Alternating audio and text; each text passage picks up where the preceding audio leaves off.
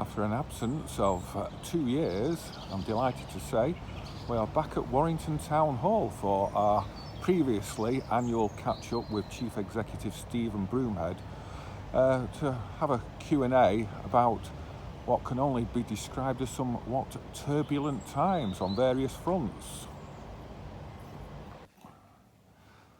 Okay, we're back here inside the Town Hall at long last for our Christmas catch-up after 2 years, Stephen. Yeah.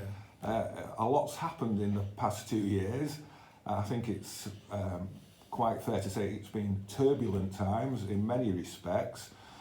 The first thing I'd like to talk about is COVID-19, because again, we're in a critical time with the pandemic. We've been up and down for nearly 2 years now. Overall, what sort of impact has the COVID-19 pandemic had here in Warrington and at the Town Hall? Well, it's been a period of tremendous uncertainty, anxiety, and we've lost nearly 550 lives to COVID.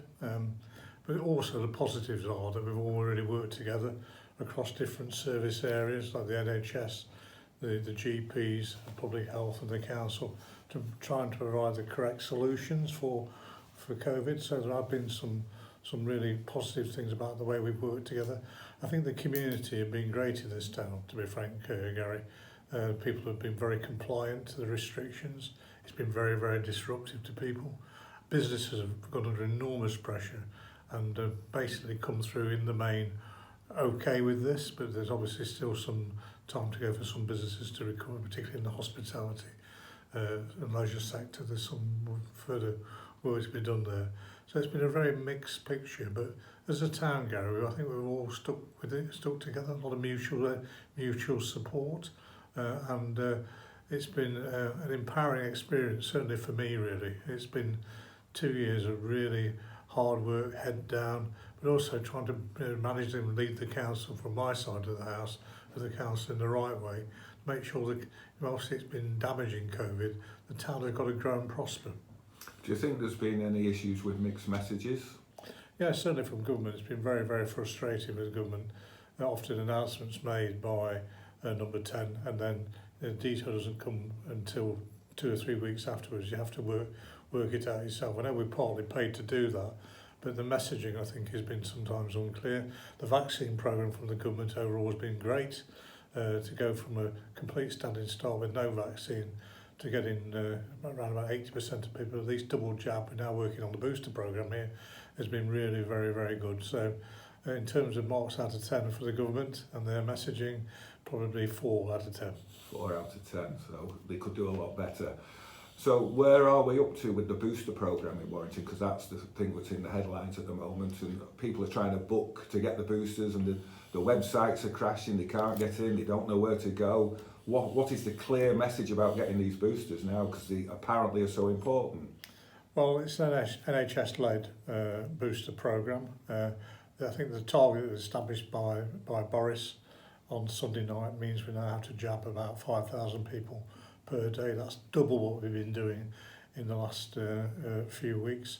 There's a lot of work going on to make the arrangements for people to be able to get the jab either through the walk-in or through the National Booking Centre, which is online. That's had a lot of issues, and we've been trying to help the NHS online booking system make it more and more efficient.